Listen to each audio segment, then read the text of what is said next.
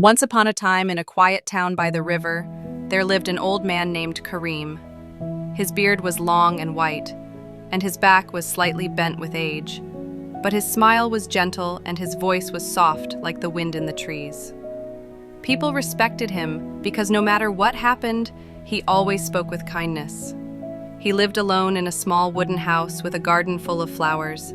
His wife had passed away many years ago and he had no children. Still, he never complained. Every morning he watered his plants, greeted people who passed by, and shared stories with children who came to listen. Life in the town was not easy. The river sometimes flooded and ruined the crops. Some days there was no work and families struggled to eat. Many people lived in fear of what tomorrow would bring. One afternoon, a young man named Arif came to Kareem. His clothes were torn and his eyes were full of sadness. He sat down heavily and said, "Master Kareem, I cannot take this anymore. I work all day, yet I earn so little. My family is hungry, and I feel like life is unfair.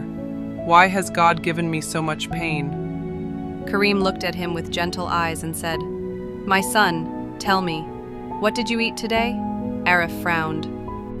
"Only a piece of bread with some water." Kareem smiled. "And was it enough to keep you standing here, talking to me?" "Yes," Arif admitted.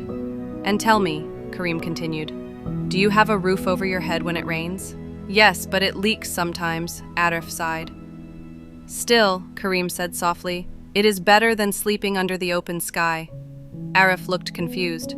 "But how can I be happy when I have so little?" Kareem placed his hand on Arif's shoulder. "Let me tell you a story. Long ago, there was a man who had everything: land, wealth, and servants. But he was never satisfied. He always wanted more. One day, all his riches were taken away in a flood. He sat crying, thinking he had lost everything. Then a traveler came to him and said, "Look at your hands, look at your feet, look at your breath. You are still alive. That is the greatest treasure. If you see only what you have lost, you will live in misery. But if you see what you still have, you will live in peace." Kareem's eyes sparkled as he finished the story. "Arif, gratitude is not about having everything. It is about seeing the value in what you already have. When we thank life for small blessings, our hearts become lighter, and with a lighter heart, we find the strength to keep going." Arif thought deeply. Slowly, he nodded. "So even my small bread, even my leaking roof, I should be thankful?" "Yes, my son," Kareem whispered. "Because when you are thankful, life gives you more reasons to be thankful." From that day on, Arif changed. He worked with a new spirit, smiled at his children, and thanked God for every little thing. Weeks later, he found extra work at the market. His income grew and his family's life became easier. He ran to Kareem's garden to share the news. Kareem only smiled and said, "You see, Arif, gratitude does not change the world around you first. It changes the world inside you.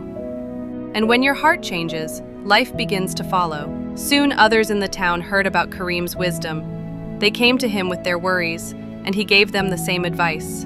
Be grateful, and life will open new doors. And so, the town slowly became a place of hope, all because one old man reminded them of the power of gratitude.